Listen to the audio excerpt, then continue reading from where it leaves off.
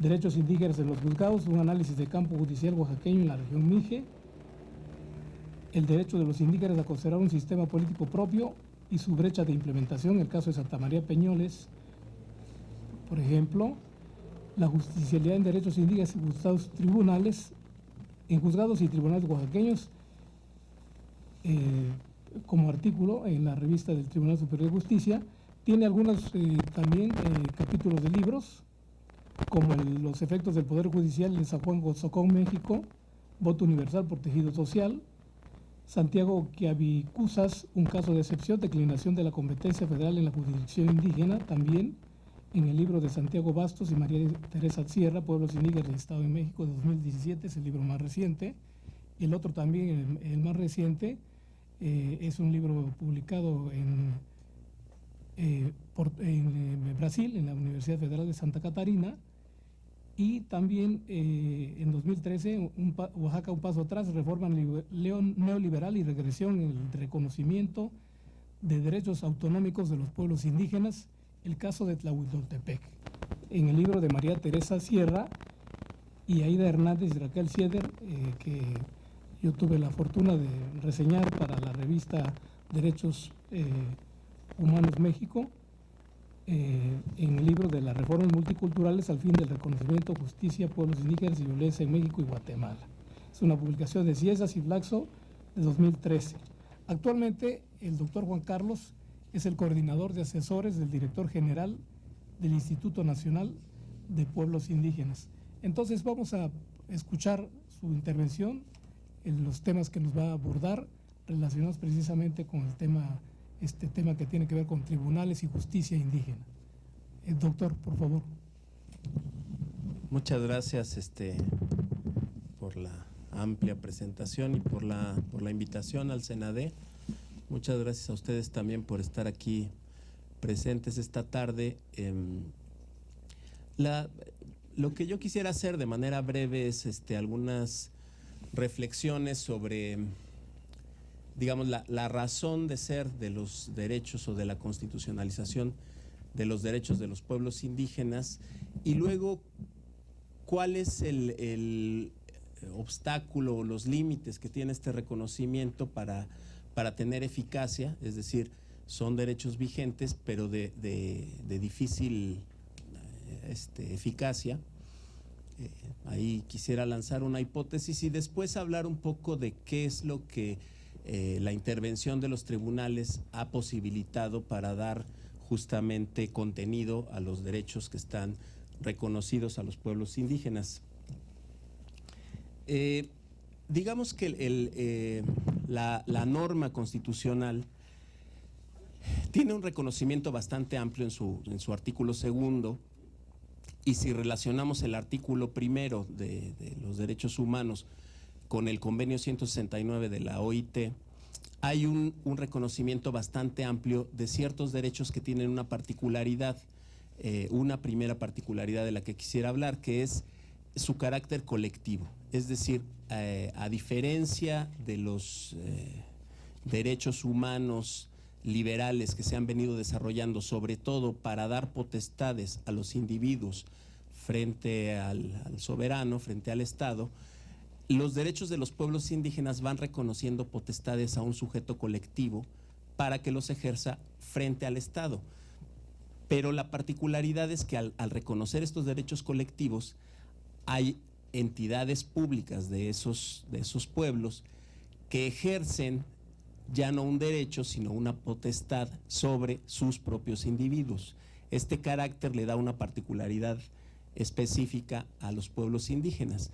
Y la racionalidad está en la propia construcción del artículo segundo, donde nos explica que los pueblos indígenas son estas colectividades humanas que preexistían a la conformación del Estado mexicano, es decir, que ya estaban antes de que el Estado mexicano surgiera, y que en esa preexistencia tenían sus propias formas de organización social, política, económica.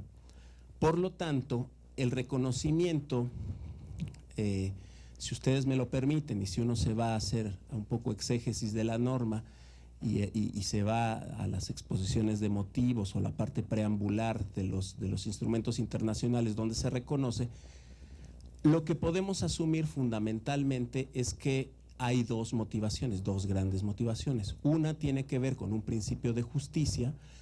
Hay un reconocimiento de que históricamente la conformación del Estado ha negado a estas colectividades la posibilidad de desarrollar esas instituciones, esa identidad específica, es decir, la idea de construcción del Estado como una nación homogénea, estándar, se contraponía a la idea de que hubiera diversidad cultural dentro del Estado mismo. Entonces, se impone una forma de organización, una serie de principios, una serie de normas sobre esas colectividades que estaban o que preexistían al Estado. Entonces, esa imposición, lo que, o como se ha interpretado, como se interpretó por los movimientos indígenas hacia finales del siglo XX, es nos han quitado la posibilidad de mantener nuestra identidad, de mantener nuestro orden político, de mantener nuestro orden social, por querernos absorber, integrar, aculturar y convertirnos en un ciudadano estándar más. Entonces, como noción o principio de justicia, se empieza a reconocer a esas colectividades ciertas potestades para que, aunque estén ubicadas dentro del Estado Nacional, puedan ejercer de manera específica estos derechos. Entonces llamaríamos un principio de justicia. El otro es que también hacia finales del siglo XX la idea decimonónica de Estado como unidad política asociada a una identidad, a un pueblo, a un Estado, un pueblo, y atrás de la noción del Estado Nacional hay como la asunción de que existe homogeneidad cultural. Dentro de cada país hay un solo pueblo con una sola identidad. Esta idea, hacia finales del siglo XX, como digo, empieza a hacer crisis, y en muchos lugares, en muchas naciones, en muchos países, las identidades subnacionales, identidades étnicas, empiezan a cuestionar esta noción de Estado homogéneo. Y entonces, además, hay distintos instrumentos internacionales, particularmente de la UNESCO, que empiezan a valorar la diversidad cultural. Es decir, hay claros ejemplos, por ejemplo, de que la mayoría de los habitantes del mundo hablamos como el 10% de las lenguas que existen, mientras cerca del 10% de la población humana habla el 90% de las lenguas. Es decir, el proceso de construcción de los estados nacionales, la estandarización del mundo, ha puesto en riesgo la diversidad de todo tipo, la diversidad biológica, natural, pero también la sociocultural. Y eso empieza a ser contraindicativo. Si antes se pensó que eso era lo natural o era el destino común de la humanidad, se empieza a decir, tenemos que proteger la diversidad, ¿no? Entonces, con estos dos principios de protección de la diversidad y el de justicia histórica hacia los pueblos indígenas, se les va a ir reconociendo un conjunto de derechos, y la forma en que se construye estos derechos parte del reconocimiento de derecho de libre determinación. Esta noción, que se toma prestada del derecho internacional, se utiliza para darle a los pueblos indígenas cobertura dentro del Estado Nacional. Es decir, son parte del Estado mexicano, sin embargo, tienen derecho específico de libre determinación. En los países federales como el nuestro, esto no nos debe parecer raro, porque tanto la nación mexicana, la federación, el pueblo de México tiene derecho de libre determinación, también lo tienen los pueblos de las entidades federativas, ¿verdad? Por eso son estados libres y soberanos. Entonces, la federación, la ficción jurídica de la federación es que hay un pacto entre todas estas entidades para crear la unión o la federación. Entonces, en esta misma lógica de construcción jurídica se puede pensar, los pueblos indígenas tienen derecho de libre determinación, que según nuestra Constitución se ejerce en un marco de autonomía. No se les reconoce soberanía, pero se les reconoce autonomía. Y luego, el mismo artículo segundo va explicando autonomía para qué, cuál es el contenido de esa autonomía. Entonces se reconoce la autonomía para definir sus propias formas de organización política, económica, social, para resolver sus conflictos internos de acuerdo a sus propios sistemas normativos, lo que nos hace asumir que tienen derecho de generar normas para su propio ámbito de elegir a sus autoridades conforme a sus usos y costumbres, de acceder a la justicia del Estado, etcétera.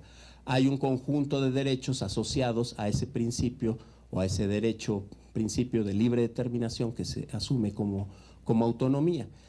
Entonces, y además, como decía, si uno lee el convenio 169 de la OIT a la luz de lo que dice el artículo primero constitucional, uno se puede dar cuenta que hay un conjunto de derechos territoriales también reconocidos a los pueblos, es decir, los pueblos indígenas como colectividad pueden dentro de sus territorios tomar decisiones, tienen acceso preferente a los recursos que hay en esos territorios.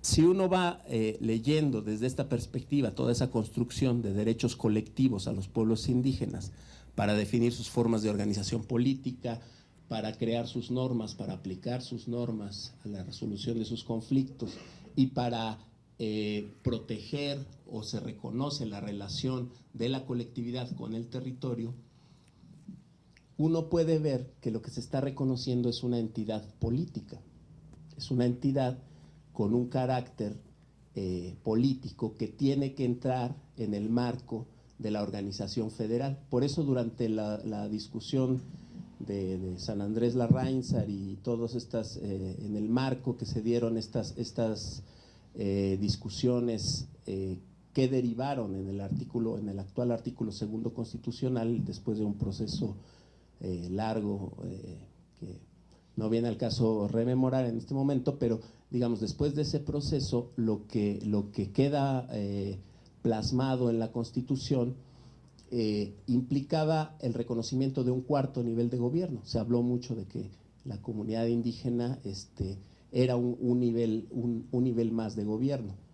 Esto no quedó así, pero de alguna manera la forma en que está construido el reconocimiento nos da a entender los pueblos indígenas son un nivel de gobierno también.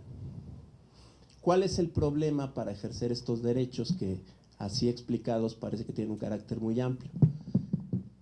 Lo que sucede es que los territorios indígenas, al ser parte del Estado mexicano, están ubicados en un municipio, en un estado y dentro de esta federación. Entonces, esos derechos van a encontrar siempre que el espacio donde están reconocidos ya tienen distribuidas todas las competencias, ¿no? Si se trata de administrar su panteón, pues le toca al municipio. Si se trata de resolver un delito, pues le toca al Estado. Si se trata de administrar el agua del subsuelo, pues eso le toca ya a la federación. Es decir, libre determinación, territorio, reconocimiento, pero todas las competencias ya están repartidas. ¿Cómo las pueden asumir? En la práctica, históricamente, ¿no? de facto y no de derecho, antes del reconocimiento, los pueblos indígenas ejercían muchas competencias en sus ámbitos, históricamente. Han resuelto muchos conflictos, siempre en tensión, o muchas veces al menos en tensión con el Estado, a veces en colaboración, pero han ejercido sus competencias, deciden qué árboles se cortan y qué no, dan los permisos, administran los panteones, es decir, hacían muchas cosas, pero no como bajo el reconocimiento de sujetos de derecho, sino de facto, o en algunos casos particulares, la comunidad indígena está asociada al municipio, al 115, pero en muchos otros no, ¿verdad? Y eso es algo que ha venido avanzando el Tribunal Electoral, de donde viene nuestra compañera ponente, que han ido resolviendo para dar contenido específico. Entonces, a lo que quisiera ir, para ir cerrando esta primera parte de la intervención, es que ese reconocimiento ambiguo en donde se le da un carácter de sujeto de derecho público, de colectividad con derechos, a la par de está inserto en el diseño de una institución que es el Estado mexicano, que ya tiene distribuidas todas las competencias, que ya el espacio donde se ejercen los derechos colectivos ya está en contradicción, digamos, con todas las otras competencias que están distribuidas, hace pues que sean derechos sin dientes, ¿no? Es decir, son derechos, pero en realidad no hay un ámbito de ejercicio muy claro, muy específico. Ahí es donde han entrado los tribunales. Los tribunales particularmente lo que han hecho es decir, bueno, estos derechos constitucionales que están ya todos distribuidos no podrían tener eficacia si no le vamos reconociendo competencias específicas a los pueblos indígenas. Y entonces tenemos, por ejemplo, un caso donde un tribunal unitario de circuito declina competencia a una autoridad indígena, que es el caso de Quiavicusa, es un artículo que van a encontrar ahí. Entonces se empieza tímidamente, algunos tribunales le empiezan a reconocer el derecho colectivo de solucionar sus conflictos internos a los pueblos, que leído desde otra perspectiva, pues es la jurisdicción que tienen las autoridades indígenas para ejercerla en sus ámbitos de competencia. Le empiezan a dar contenido a estos derechos. El Tribunal Electoral, que ha dicho, bueno, no necesariamente tenemos que asumir que el diseño del municipio del artículo 115 constitucional tiene que ser el que rija a las comunidades indígenas. Es decir, este diseño que está yuxtapuesto en territorios indígenas no reconoce que la unidad política de algunos pueblos pues es la comunidad. Entonces la cabecera municipal es una comunidad más y por eso no necesariamente implica violación a la universalidad del voto, que las comunidades periféricas de ese municipio no voten en la elección de la comunidad cabecera, pero también implica que esta comunidad, que en Oaxaca se llama agencia, pero en otros estados son delegaciones o parajes o tenencias, la unidad submunicipal, pues es una unidad autónoma de la cabecera y puede ejercer sus propios recursos, ¿no? Entonces, esta es la lógica en la que los tribunales han empezado, yo diría todavía de manera tímida, quizá quienes más han avanzado son justamente los tribunales electorales, a reconocer que estos derechos de libre determinación, de autonomía, se ejercen en un ámbito de competencias que no necesariamente empatan o encajan con las de la federación, los estados o el municipio. Entonces le van dando contenido específico a los derechos de los pueblos indígenas para resolver es decir, para hacer lo que hace el Estado en su ámbito de competencia o para definir normas que pueden ser diferentes a las que vienen desde el Estado, o para tener autoridades con especificidades diferentes a las del municipio, ¿no? En Michoacán, por ejemplo, se ha reconocido consejos municipales que no necesariamente equivalen al ayuntamiento con un presidente municipal, etcétera. Entonces, este desarrollo lo que ha permitido es que eso que le falta al desarrollo constitucional, que se queda con generalidades, pero después no hay leyes reglamentarias de ese artículo segundo, le permite decir, pues sí tienen competencia, sí pueden resolver un caso en este tema de que Quiavicusa será un delito contra la Ley General de Población.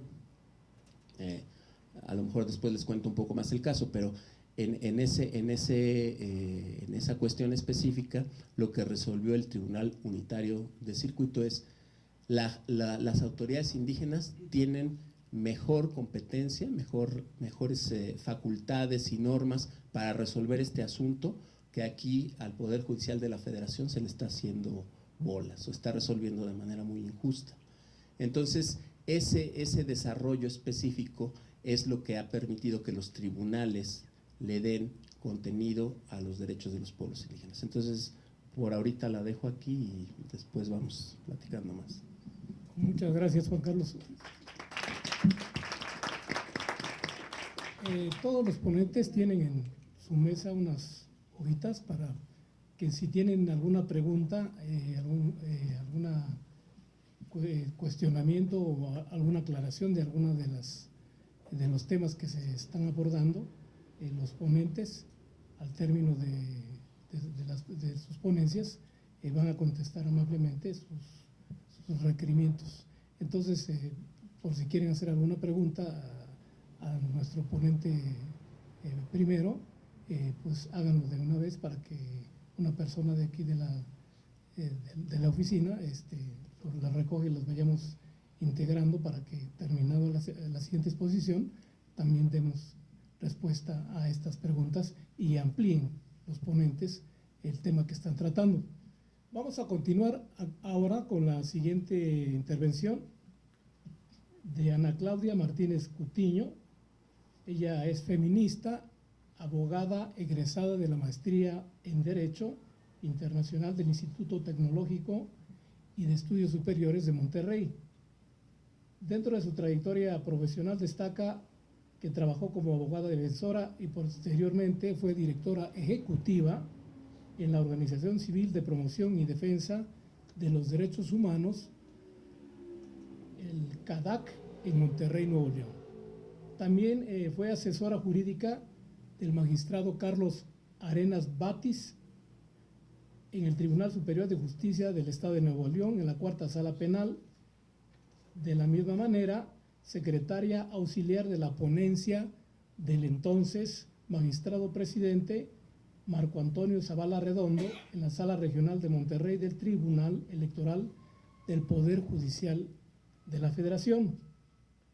Ha sido también subdirectora de Investigación y Formación en la Unidad Técnica de Igualdad de Género y No Discriminación del Instituto Nacional Electoral, el INE. Y actualmente es defensora pública electoral en la Defensoría Pública Electoral para los Pueblos y Comunidades Indígenas.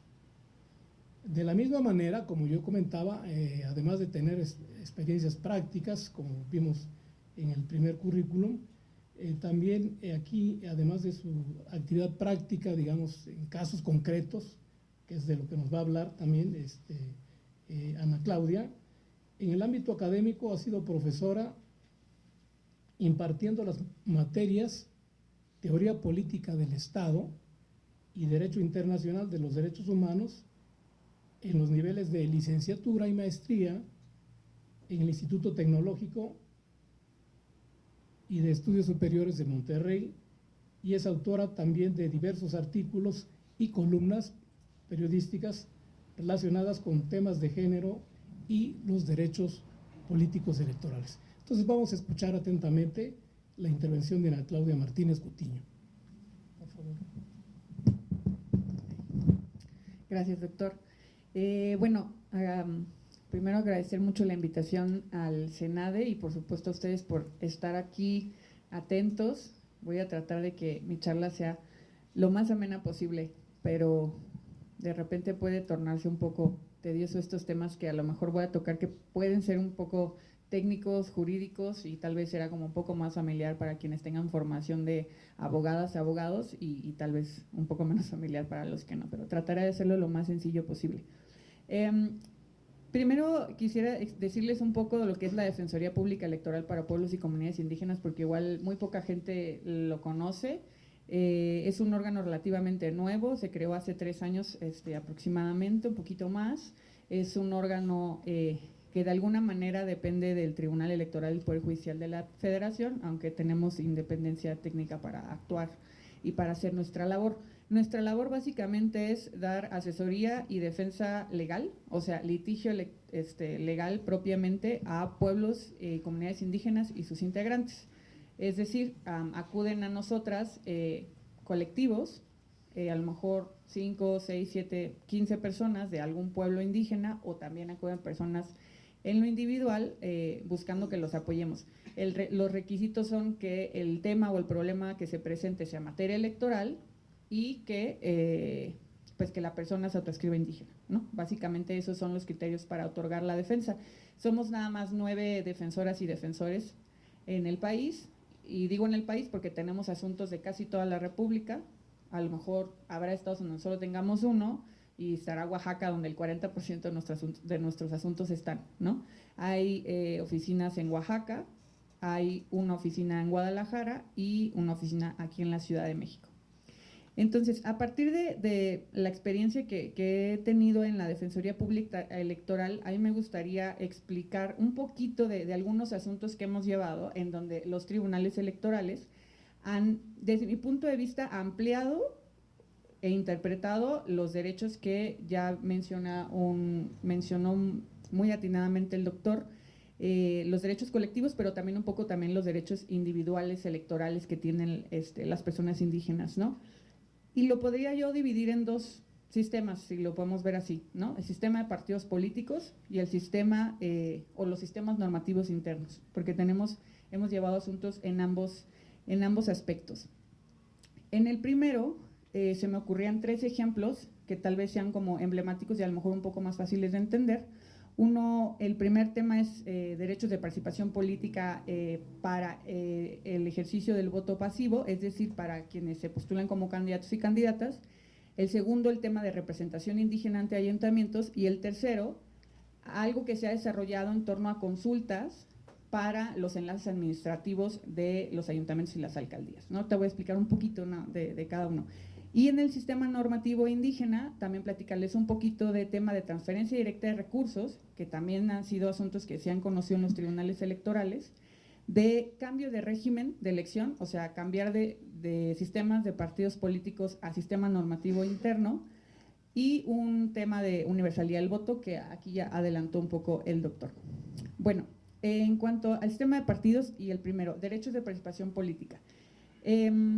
Ha habido un asunto que igual no sé si ya lo han escuchado porque fue muy relevante, porque el año pasado tuvimos proceso electoral concurrente federal, el más grande de la historia, en cuanto a puestos de elección popular que estaban en juego por cambiar, y se definió una acción afirmativa indígena. ¿Esto qué quiere, o por qué es importante? Pues porque se vio que existía una necesidad, si se quiere ver así, de que existiera una mejor representación de los pueblos indígenas en la Cámara de Diputados y Diputadas, y también porque se reconoció que existe una situación de desventaja en la que se encuentra este grupo y que les ha impedido llegar a ganar puestos de elección popular. El año pasado, como les decía, se estableció esta acción afirmativa en 13 de los 28 distritos indígenas que hay en el país, ¿no? Como ustedes saben, el país se divide en 300 distritos electorales, por eso tenemos 300 diputados de mayoría relativa y diputadas. De esos, en 28, más del 40% de la población es indígena, y por eso se llaman distritos indígenas. De esos 28 se definió primero por parte del Instituto Nacional Electoral una acción afirmativa que contemplaba que en 12 distritos se tenía que postular forzosamente a personas indígenas. Hubo impugnación por parte de la Defensoría Pública Electoral, llega a Sala Superior y se modifica un poco la acción afirmativa y se dice no va a ser en 12, va a ser en 13, y va a ser específicamente en los 13 que tengan más de 60% de población indígena. Y además se agregó algo ahí muy complejo, que hay muchísimo debate en torno a ello, que es que estas personas indígenas debían de tener un vínculo comunitario, ¿no? Que no se pudo definir el proceso electoral pasado, qué entendemos por vínculo comunitario, cómo se comprueba. Fue un problema ahí de litigio que también la Defensoría Pública Electoral metió algunos asuntos. No logramos que se definiera un criterio, porque era al final nuestra intención, ¿no?, que la sala se pronunciara sobre qué entendía por vínculo comunitario y cómo se acreditaba, ¿no? Porque habrá quienes dicen, bueno, es suficiente que haya tenido un activismo, que haya sido en beneficio de la comunidad, por ejemplo, que trabajaba en una organización civil de derechos de pueblos indígenas, y habrá quienes digan, no, tiene que ser alguien que haya hecho tequio, que haya hecho faenia, que haya cumplido con las obligaciones que tienen que ver con los usos y costumbres, ¿no? Entonces hubo más bien un debate. Finalmente, como el INE no tenía criterios claros para revisar esto, no lo revisó propiamente desde nuestro punto de vista, no desde mi punto de vista específicamente, porque también en la Defensoría llevamos un asunto específico para que el Instituto Nacional nos entregara qué fue lo que presentaron los partidos políticos para acreditar el vínculo comunitario, ¿no? Y finalmente pudimos revisar esa documentación, eran 80 expedientes, y pues nos dimos cuenta que había, como 2 o 3 no había nada, en los demás habían documentos de comisariados comisarios ejidales, había incluso documentos de las presidencias municipales que decían esta persona pertenece a la comunidad, o sea, había una variedad de documentos que, insisto, no quiere decir que esos no acrediten un vínculo comunitario, el problema es que no había un criterio para definir, ¿no? Y además que esto también tiene su debate en el sentido de si es exigible o no a un candidato, una candidata indígena este requisito, ¿no? Porque es algo que no se exige a un candidato que no estaba postulado dentro de estos 13 distritos, ¿no? A partir de esta acción afirmativa se viene como una pequeña ola de acciones afirmativas en otros estados. Por ejemplo, el caso de Hidalgo, en Hidalgo también que tuvo proceso electoral el año pasado, en ellos había 3 distritos electorales locales que tenían más del 60% de población indígena. Ahí se puso la acción afirmativa y se dijo en estos distritos solamente se pueden postular personas indígenas y también tienen que tener vínculo comunitario. Ahí pues lo excepcional fue que las 3 personas que ganaron los distritos fueron mujeres. Entonces eso es algo positivo. A nivel nacional, de los 13 distritos, 10 ganaron hombres y 3 ganaron mujeres, aunque las postulaciones estuvieron bastante paritarias. Luego, este año hay elecciones en Baja California, en Quintana Roo, Aguascalientes, Durango y en Tamaulipas. Bueno, en Puebla, sí, pero así ordinarias, perdón. Y en Baja California, por parte de la Defensoría Pública Electoral, también metimos un asunto en donde solicitamos acciones afirmativas en el Estado. Nos llamó la atención, en especial, y sabíamos que íbamos a tener problemas porque Baja California es uno de los estados que tiene menor población indígena, ¿no? Tiene creo que 10-12%. Entonces, pues de entrada se nos dijo no procede la petición por parte del Instituto Electoral de Baja California. ¿Por qué? Porque ningún ayuntamiento y ningún distrito tiene más de 40% de población indígena. Entonces ahí la batalla jurídica fue por tratar de fijar un criterio, o no sé, desdibujar ese criterio que había intentado poner el Instituto de Baja California, en donde se dijera, el tema no es la cantidad de población indígena, sino la situación de desventaja en la que se encuentran y pedir una acción afirmativa desde el punto de vista de igualdad de oportunidades, ¿no? O sea, si estamos reconociendo y si los datos te arrojan que la población indígena tiene este cúmulo de desigualdad estructural, pues entonces tú tienes que buscar nivelar, ¿no? el piso para que personas indígenas y no indígenas partan del mismo nivel. El Tribunal Electoral de Baja California nos dijo que no, que sí tenía que haber un criterio forzoso o más bien un mínimo porcentual. Sala Regional Guadalajara también. Llegamos hasta Sala Superior y pues ahí afortunadamente se revocaron todas las resoluciones anteriores y se dijo, en efecto, el requisito poblacional es algo que se debe tomar en cuenta, por supuesto, porque también hay un tema de representación política, pero existe este tema también de participación política o este derecho de participación política en donde las autoridades tenemos las obligaciones de fijar reglas, desde nuestras facultades, ¿no? De fijar reglas que permitan a todos los grupos sociales participar en igualdad de oportunidades. Y se le ordenó al instituto fijar acciones afirmativas. Ese fue un problema que vimos hasta el próximo proceso electoral, porque a consideración de la sala ya era muy tarde para fijarlas en este proceso.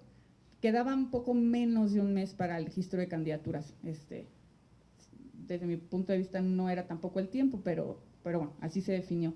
Sucedió lo mismo en Quintana Roo y pues bueno, la idea con este tema específico de derecho de participación política, si lo queremos ver así en igualdad de oportunidades, pues se han fijado o se ha avanzado desde mi punto de vista a través de los tribunales en generar reglas que les permitan participar, ¿no? O que les permitan participar, como decía, o asegurar o garantizar de mejor manera este derecho de participación política, ¿no? Porque incluso muchos de los asuntos que recibimos el año pasado, que había proceso electoral federal, eran de personas de pueblos indígenas que eran militantes de algún partido político y que habían hecho todo lo que tenían que hacer y que habían generado acuerdos con su partido, etcétera, y finalmente el partido no los había postulado, ¿no? Entonces era esta decepción de yo hice todo y me postularon, o sea, no puedo llegar. Y no puedo llegar porque me dicen que no tengo las credenciales, no puedo llegar porque no tengo recursos para financiar mi campaña, por ejemplo, ¿no? Entonces, como obligar a ciertos distritos, a los partidos a postular personas indígenas, pues tal vez pueda darles un pasito más, una oportunidad más de que sean postulados. No se garantiza, ¿no? Pero bueno, así lo vemos desde este punto de vista. El otro tema dentro del sistema de partidos políticos es el de representación indígena ante ayuntamientos.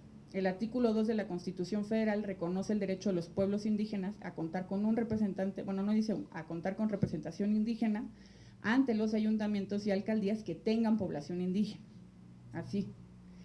Eso, evidentemente, pues luego tiene que bajar a los estados y tiene que materializarse. La mayoría de los estados, desde nuestra experiencia, no tiene esta figura en sus ayuntamientos, o sea, se toma como que no existe. ¿Y qué es lo que tiene que pasar? Que una persona indígena o un grupo o un colectivo indígena diga, oye, yo quiero tener una representación en el ayuntamiento para poder iniciar el proceso jurídico, porque primero se le solicita al ayuntamiento, se nos dice que no, luego vamos al tribunal y todo este proceso jurídico que hay que seguir. De aquí me destaco dos asuntos que me parecen relevantes. Uno, bueno, dos que fueron en el Estado de México, que fueron en el mismo sentido, en donde la Defensoría fue a los tribunales para preguntar qué alcances tenía la figura de representación indígena ante el ayuntamiento, es decir, con qué calidad asistía al ayuntamiento, ¿no? Como un director, como un regidor, o sea, qué podía y qué no podía hacer, ¿no? Porque de entrada había ayuntamientos en el Estado de México en donde se les decía, tienes tu nombramiento, tú eres el representante indígena, y ya. O sea, no se le citaba, no había nada que se hiciera con ese nombramiento. Entonces, bueno, en este asunto no salió tan bien como nos hubiera gustado, porque la Sala Superior definió que la figura de representación indígena debe participar en el cabildo con derecho a voz y tiene la obligación el ayuntamiento de notificarle y de convocarlo a las sesiones. También tiene la obligación de darle un espacio, una oficina, material, papeles, etcétera, como para realizar su trabajo de oficina, pero no tiene derecho a voto, no tiene derecho a una remuneración económica. Entonces, bueno, quien quiera, ustedes saben, ¿no? Quien quiera hacer la chamba de representar a un grupo, y más si es una comunidad, pues tiene que ser un trabajo de tiempo completo, ¿no? Entonces, ese asunto fue fue interesante, porque incluso se votó por mayoría. 4 magistrados votaron por esa sentencia que les acabo de decir, y 3 votaron en contra. Esos 3 consideran que tiene que haber una remuneración, por supuesto, y que tienen que tener derecho a voto, porque si no, ¿qué sentido tiene la representación indígena, ¿no? Pero bueno, eso fue lo que sucedió en ese precedente. El otro precedente que les quiero comentar muy rápido es el de Sinaloa. En el caso de Sinaloa, ahí lo que hizo el Congreso local fue, en su momento, armonizar su constitución local con base en la reforma que se había hecho al artículo 2 de la Constitución Federal, pero casualmente no pusieron el derecho a la representación ante ayuntamientos. Sinaloa tiene, creo, como 5 o 6 municipios que la mayoría de la población son indígenas. Entonces, pues cuando uno iba a solicitar esta figura al ayuntamiento, pues esta figura no existe. ¿Qué se hizo? Eso no fue asunto de la Defensoría, lo llevó un partido político. Llegaron hasta Sala Superior, y Sala Superior le ordenó al Congreso de Sinaloa que armonizara nuevamente su constitución e incorporara los mínimos que incorpora la Constitución Federal, y esto es un criterio de la Corte, ¿no? O sea, la Constitución Federal establece mínimos de los derechos. Las entidades federativas sí tienen libertad configurativa, pero no pueden no pueden legislar, ¿cómo se puede decir?, con menos derechos de los que ya están reconocidos en la Constitución Federal. Por tanto, sí tenían que incorporar el tema de representación indígena. Y además se le ordenó hacer una ley secundaria que materializara la forma en la que esto se va a llevar a cabo. Se le obligó también a una consulta a los pueblos indígenas, se obligó la traducción de la sentencia y la publicación en los ayuntamientos con población indígena. O sea, fue una sentencia como que trató de abarcar como varios aspectos para forzar, se puede ver así, la participación de los pueblos en este proceso que va a haber de reforma nuevamente a la Constitución. A la fecha no ha habido esa reforma, eso sucedió más o menos como en febrero, pero pues entendemos que también los tiempos legislativos generalmente son lentos. El último caso que les quiero platicar, el tema de partidos políticos, es de los enlaces administrativos de las alcaldías y los ayuntamientos. Como ustedes saben, los ayuntamientos tienen enlaces en comunidades, en colonias, ¿no? Dependiendo qué tan grande sea. A veces se llaman subdelegados, a veces se llaman delegados, a veces se llaman enlace administrativo, coordinadores territoriales. O sea, dependiendo del estado, tienen nombres diversos. Estos enlaces o estas comunidades que tienen alguna forma de enlace con el ayuntamiento, muchas veces la mayoría de la población ahí es indígena, ¿no? Entonces, ha habido comunidades que se han apropiado de esta figura, y ellas la eligen conforme a sus usos y costumbres, por ejemplo, con asambleas comunitarias, ¿no? Ha habido otros casos en donde no es que la comunidad se haya apropiado de una figura del Estado, sino que fue al revés. Antes era una figura que era propia de la comunidad, que después el ayuntamiento, la alcaldía adoptó a través de los años y se convirtió en su enlace, ¿me explico? Pero ya existía esa figura que era como quien comunicaba las decisiones, etcétera, con el ayuntamiento. Y justo aquí en la Ciudad de México este año se está llevando a cabo un proceso muy denso en la Ciudad de México, en la delegación, en la alcaldía, perdón, de Xochimilco, en donde desde 2016 más o menos se vienen echando abajo procesos larguísimos que ha organizado la alcaldía para elegir a los coordinadores territoriales. Y en la primera vez que se echó para abajo el procedimiento fue, tú tienes que consultar a cada una de las comunidades cómo quieren elegir a su enlace territorial. No puedes tú ir a poner urnas y boletas, no puedes ir tú a convocar la asamblea. Ellos tienen que convocar su asamblea o tienes que preguntarles cómo quieren hacerlo, ¿no? Es que como el derecho a la consulta. Y se echó bajo el proceso, se llevó a cabo desde 2016 más o menos hasta enero, febrero marzo de este año, un montón de asambleas.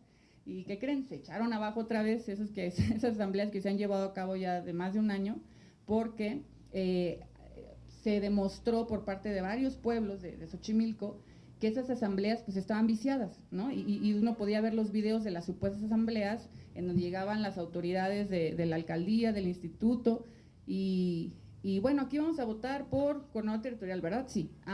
Y la gente ahí peleándose y hablando y nadie votando, ¿no? O quién vota porque se elija por urnas.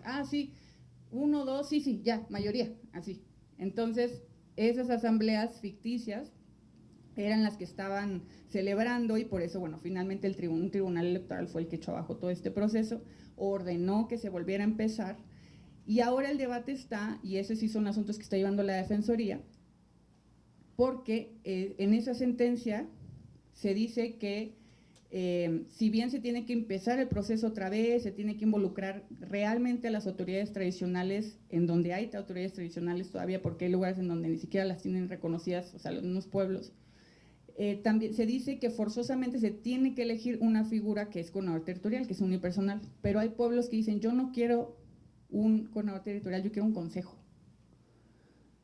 Y pues en mi libre determinación, autonomía, ¿no? Todo esto, autogobierno, y pues el tribunal dijo no. Entonces la impugnación está ahorita en sala para ver si modifican el criterio, porque ya antes, hace un año más o menos, había habido un criterio en donde se dijo que no se podía, ¿no? Que se tenía que respetar la figura que se había definido, que porque tenía que ver con temas orgánicos y presupuestarios de las alcaldías, ¿no? Porque pero al coordinador territorial se le paga, ¿no? Entonces tú le cambias esa figura al alcalde y pues entonces a lo mejor ya no tienen que pagar a 1, sino a 5. O sea, hay pueblos que dicen yo quiero que no se le pague al consejo. O sea, hay variantes interesantes, yo creo para ambos lados del debate, pero ahorita está planteado eso ante un tribunal electoral. Ahora, dentro del sistema normativo indígena, ya me voy a ir muy rápido porque también estos asuntos son muy densos y han sido muy largos. Ha habido asuntos en donde los tribunales electorales han resuelto que hay agencias o comunidades indígenas que tienen derecho a una transferencia directa de recursos, ¿no? ¿Por qué iban estas comunidades? Porque como ya lo comentaba el doctor, hay ayuntamientos, que cuentan o sea, tienen diferentes formas de división territorial, ¿no? Ya sean agencias, sean tenencias u otro tipo de figuras. Entonces, ha habido grupos o pueblos o comunidades que se han acercado a nosotros para decirnos, ¿sabes qué? El ayuntamiento no nos da ni un peso de lo que llega de recurso federal. Entonces, queremos nosotros ejercer nuestro propio recurso. Y se ha tramitado esos juicios y ha habido asuntos en donde sí se ha definido que para que una comunidad indígena pueda efectivamente ejercer su derecho colectivo a la libre determinación, necesita tener recursos, ¿no? Entonces, se ha hecho eso. Otro asunto es el de cambio de régimen, que ha habido comunidades indígenas, uno de los más famosos es los de Michoacán, de Cherán, en donde ellos dijeron, un grupo de la comunidad dijo, ya no queremos que nuestras elecciones para el ayuntamiento sea por partidos políticos, queremos que sea por usos y costumbres, y para ellos eso significa por asamblea. Entonces fue un proceso larguísimo y se definió por tribunales electorales que sí, que tienen en su interpretación, en la interpretación más bien del derecho a libre determinación y autogobierno, y bajo el principio de maximización de la autonomía, los ayuntamientos y las comunidades, o los ayuntamientos preponderantemente indígenas podían decidir eso. Entonces se decidió así, fue un proceso largo, les digo, porque tuvo que haber, se ordenó una consulta para ver si efectivamente la comunidad o el pueblo quería cambiar de sistema, y en la consulta se decidió que sí, que iban a cambiar de sistema de partidos a usos y costumbres. Y el último, el tema de la universalidad del voto. Aquí ha habido, gracias, ha habido, ¿cómo se dice? Perdón, me distraje por lo de los números, lo de los tiempos. Sentencias para ambos lados. Ha habido ayuntamientos en donde se decide por parte de los tribunales electorales que, de conformidad con el sistema normativo interno, es conforme a la Constitución que hay agencias que no voten por las elecciones al ayuntamiento. ¿Por qué? Porque tienen su propio, a lo mejor están muy alejadas o incluso tienen conflictos muy fuertes con la cabecera municipal, y que eso es correcto, ¿no? Si se quiere ver de esa forma. Y ha habido asuntos en donde se ha definido, sobre todo con la integración pasada de la sala superior, que no, que en un ayuntamiento todas las divisiones territoriales tienen el derecho a votar, y que pues los institutos tienen la obligación de ir y llevar urnas y boletas a todos los lugares para que puedan votar, ¿no? Digo, aquí hay como más recovecos jurídicos que les puedo contar, pero tengo el tiempo contado y bueno, sería toda mi parte. Muchas gracias. Entonces quisiéramos en primer lugar agradecer la presencia de ustedes, su paciencia para acudir y darse el tiempo para poder venir a esta importante intervención del doctor Juan Carlos Martínez y de la maestra Ana Claudia, y quisiéramos pedirles que por favor les diéramos un aplauso. Les vamos a entregar una constancia que reconoce su presencia, Juan Carlos, su presencia aquí en la, si quieres mostrarla para que esté ahí también en la constancia del video. Y también aquí quisiera pedirle a Cari si le puede tomar una foto.